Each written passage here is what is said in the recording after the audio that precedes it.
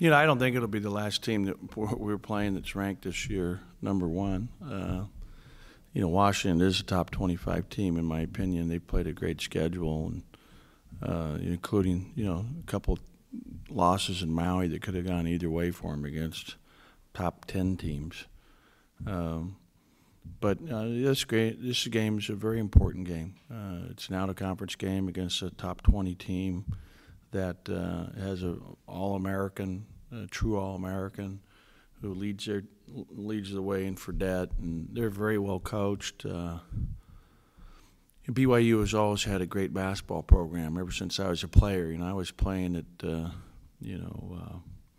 Weber State over 30 years ago now, and they were really good. They've always been good. And this year's one of their best teams. And like I said after our last game, I have great respect for Dave Rose and everything he's gone through. I just talked to him the other day, and he does a heck of a job. So it's a big challenge for us. Well, Fredette, #1, is great. I mean, not good, he's great. He really has the uncanny ability to put the ball in the basket. He's a point, so he handles the ball a lot. He really has a lot of the ability to create space for himself with quick spins.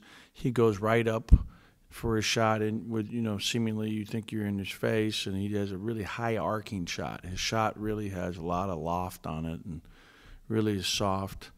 He's strong. He has great range. I mean, he literally has 26, 27-foot range. He missed a shot at the end of the first half against Arizona that was about a 34-footer and looked really good. Almost went in. Jump shot. I mean, this kid's a heck of a player. But, and then Jackson Emery, his backcourt mates, very talented. They've been together in backcourt now for years, and very experienced, smart player. They have 7 guys. They average 83 points a game. 7 guys averaging between, after Jimmer, you've got 6 guys averaging between 11.4 and 6.3. And so they have a lot of balance, a lot of different weapons, and guys who can score. Guys coming off the bench. Davies inside's a good big kid. He scores around the basket. They're a matchup nightmare, and they're going to be. They're very good in transition. They push the ball, they spread the floor, they run real well. So it's going to be a real challenge for us defensively. And offensively, they'll play both man and zone. And, they've got size, they've got good length. You mentioned the other night about their older players, 22, 23-year-old married guys. That's just typical generalization of BYU. When I think about, we were in the NCAA tournament with them both down in Anaheim and also in Philadelphia, and I think we were supposed to play them. If they had beat A&M, we were going to play them in the second round in 2008. So I remember looking at their team a little bit back then. But if you go over the years and you just look, in general, BYU football, BYU basketball, they always have a few return missionaries typically that have come back, and older guys, and that's an advantage. I mean, it's always been the same thing is true at Utah. They had some very good return missionaries that played there and have had that over the years, but obviously especially at BYU. And I can't tell you who's come back from mission and who hasn't off their team right now. I just know historically that's been a great advantage. Is it even more pronounced considering you only have a senior this year? Yeah, and I haven't even looked at their media guide. I've just watched film on them. I mean, I don't know. I know that they actually have, like, Fredette did not go on a mission, so he's a normal-age kid. I'm not sure about Jackson. Collinsworth, the one who starts, number 11, I think he's right out of high school. But they typically, though, over the years, if you go back and look at their squads, I remember some years they have guys that are married with kids. I mean, it's just and it is an advantage when you're, I always, think about when I was at Pitt, I had some older guys, and we had guys that, sat out for a year or whatever, and it's always an advantage when you have players that are 23, 24 years old. It just is. Yeah, that's really going to be, difficult. You know, as I've thought about that, you know, he's there every year. The day before, it, you know, had been coach. It was always there for all the press conferences, and it was always fun to sit up there with him. And we always have done a thing. They've changed a little this year now. Now they're going to take a couple players from each of the 4 teams that are participating, put on a little clinic for some, you know, mentally challenged adults, which was always fun for our team. It was a little 40-minute, 50-minute clinic, and he would always be there and talk to everyone afterwards, and was always so gracious and so loving. You know, that was, you know, a lot of the money goes to charity from this event, and that was his wishes. And so, yeah, it's going to be definitely different. It was all special to be there with Coach. And do you, as the current UCLA coach, do you feel obligated to sort of carry the flag that Coach Wooten? Yeah, I mean, all of us do. I don't think just the basketball coach. I mean, everyone here has such great pride, and I think really, really gets how lucky they are to be at the same university that he has meant so much to, not only as the coach, but as a person, and just what he stood for. I mean, obviously all the championships and everything that were accomplished under his tenure here are really special, but equally impressive is just all the philosophy and of life that he's given to others throughout his life. Coach, this is the first time in quite a while that you haven't had a foreign-born player, or at least a foreign-born player in your rotation. Can you talk about how that changed this year for you, and what it's like not to have it in Kohler or Luker?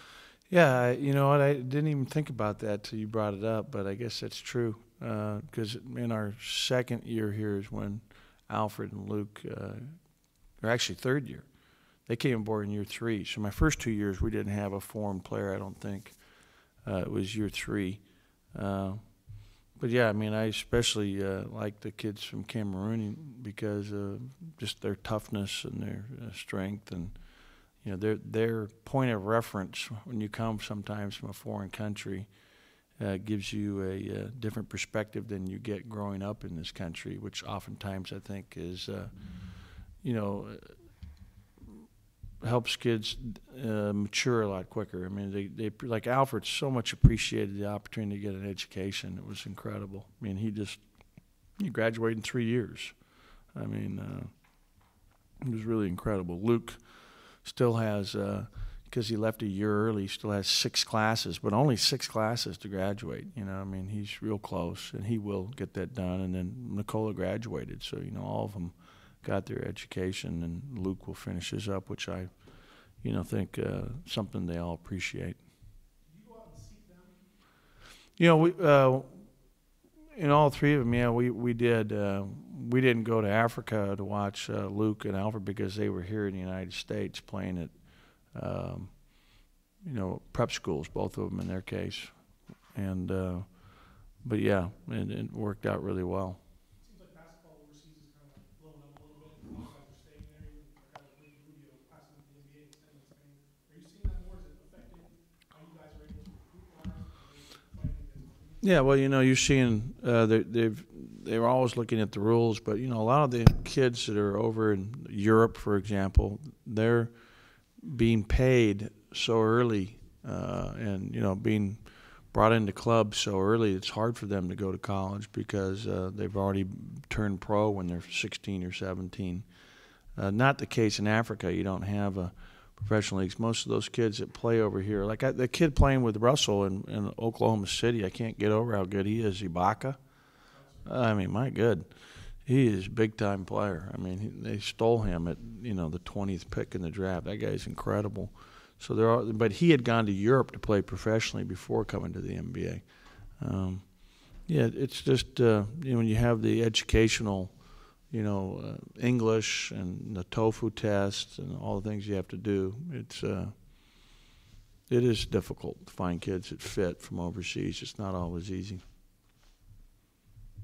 The other night you made a plea for fans to show up. Do you consider this a home game, or are you trying to make it out? Yeah, it's not a home game. I mean, I'm glad we're not getting on a plane to go anywhere, but it's not in our gym. And, BYU has a very strong group of support here in Southern California, so they'll have a lot of fans. I just want to make sure that, since we are here in LA, that we have a good fan base to show out and support this. It'll be a great game and a great event, and it's in honor of John Wooden, which I always think is special for everybody.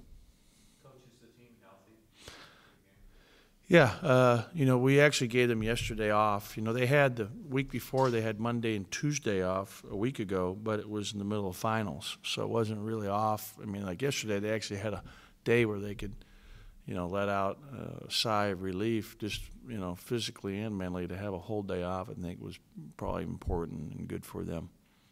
But in terms of their health, yeah, I think for the most part, they're okay. Talk a little bit about the point guard playing, whether you consider it improved with Jeremy. Jeremy, I thought in the last two games really played well. I mean, he played really under control and almost error-free with 11 assists and only 1 turnover in our Saturday and Monday games. So I was really pleased with that. And he actually was in there when we made good runs to take the lead in both those games. So I've been really pleased with his play, and I think Zeke's getting better.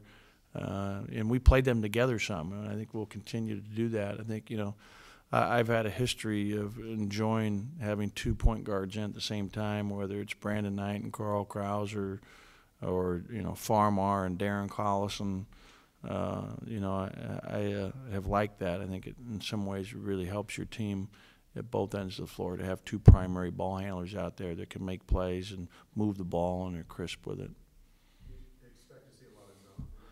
Yeah, I think we'll see zone against them some for sure, and we've got to attack it well. They didn't show a lot of zone in any of the other games with Arizona, but they played a lot of zone against Arizona, and it's just like anything. I think we'll get better and better at attacking zones. We were terrible against Montana, and we hadn't seen one in a game yet, really, for any extended period of possessions, and we did a better job of it when we played San Luis Obispo, and I expect we'll get better and better at it. This week, you spent a lot of time on your zone offense, anticipating that you see a lot of zone. Yeah, we'll do both because we got to get better. The day before we played Montana, we were working on our man stuff because we weren't executing the way we want to down the stretch of the Kansas game. And again, you're talking about a young team. We're talking about guys that are running sets for the first time that have never, done before, and it's how you execute too. Setting good screens.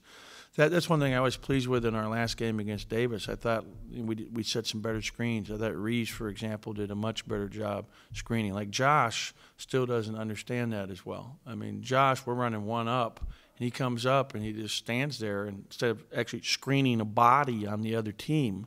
So these are still things, that are a process of learning. He can just stand there. No, he really can't.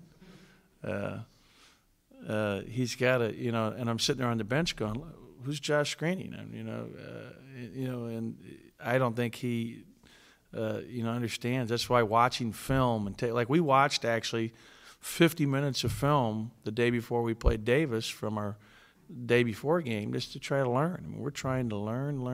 And we'll practice today, and don't tell the players, but we're going to watch film after practice today. All right, so please no hints to that. It makes for a long day. It seems like when you have faced man B, you're able to get out and run more. And when you're facing the zone, you just don't get as many transition opportunities. Is that the case? I don't think it's as much that as it getting stops, because we had a couple of great transition opportunities on Monday against Davis that we just did not capitalize on. A couple of bad passes, bad reads. I mean, trying, and sometimes it's trying to make the, harder play than it needs to be made. Just make the easy, simple play, and it's so much. Basketball's simple. It should be, it's really easy. Reeves in particular, the first 2 games was doing a pretty good job in transition, but hasn't been scoring much. You know what, though? But he had opportunities in this last game. He got missed. One was thrown behind him, ended up in Honeycutt's hands, and then he missed a layup. Another one, it should have been thrown right to him at the rim and was thrown away. I mean, he was out there. That's what I'm saying. I mean, he's a guy that a number of instances. Now, and then Honeycutt made a great pass to him in transition against Davis in the first half, where he got an and one coming down the middle. And Reeves is really good in transition. I mean, when he's running the floor, it helps our team. And yeah, I think we'll continue to see that. We're going to work on that here these next 3 days. We have to transition and try to get some easy baskets in transition with our offense. I think we've got the guys to run the floor and do it, but we've got to make decisions at the end of it. How do you get you guys to run the floor on defense like they run on offense? Yeah, sit them down when they don't. Yeah, I guess that's the best way. Yeah, I have. I've followed him since really because he's been really good from day one.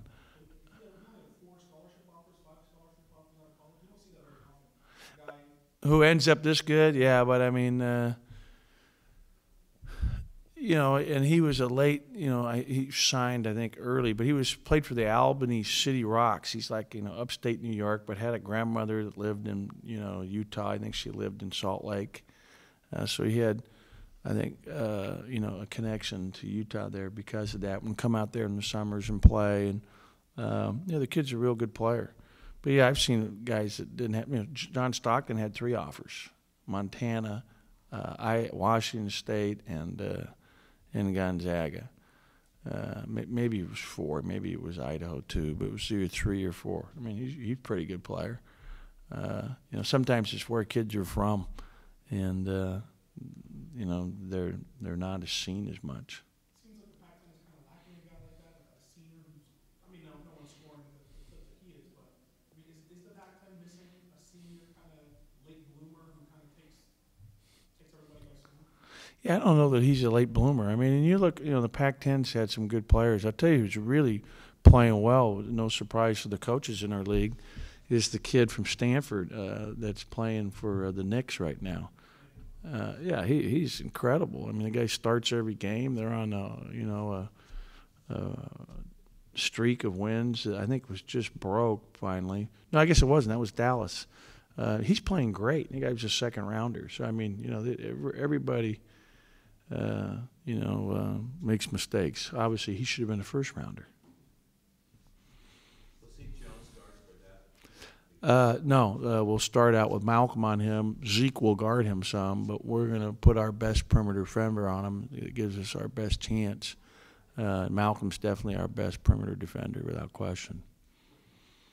Coach Tyler, 24 turnovers in the first 5 games and only 9 in the last 4. Did you sit him down and talk to him about something? I think he's getting better. Yeah, of course we talked about it, but, why has it improved so much? I mean, I think he realizes, that's way too many. I've got to do a better job, but he still has got to learn to play, more on the ground. He gets caught jumping in the air, and then, I think he had 3 on Monday.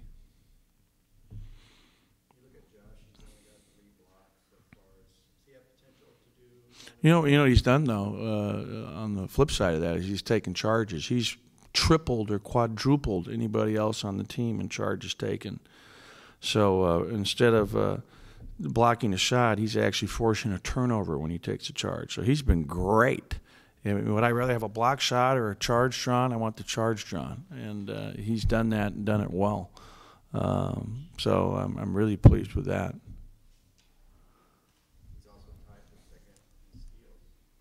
Yeah, Josh has got to get. Yeah, he's got good hands, but he gets in the habit of reaching too much. You saw him the other night; he was trying to reach, and the guy went around him on the baseline. I think it was in the first half. It's just what he's always done, And here's a guy, 300 plus, reaching for the ball instead of he's got to stay in front of the ball. Make them score over him. He's done a better job in the last. 3-4 games not getting in foul trouble, which has been big for us the last 4 games. Any other questions, guys? Yeah, Coach, you mentioned about scoring. They have 12 guys playing at least 7.8 minutes a game. That seems kind of smart. Well, they've been in a lot of games that they've won handily, and they played a tough schedule. I mean, Utah State's a very good win. I mean, Creighton obviously is a very good team. Arizona and St. Mary's are good teams. I mean, they've played a tough schedule. They play a lot of guys, so.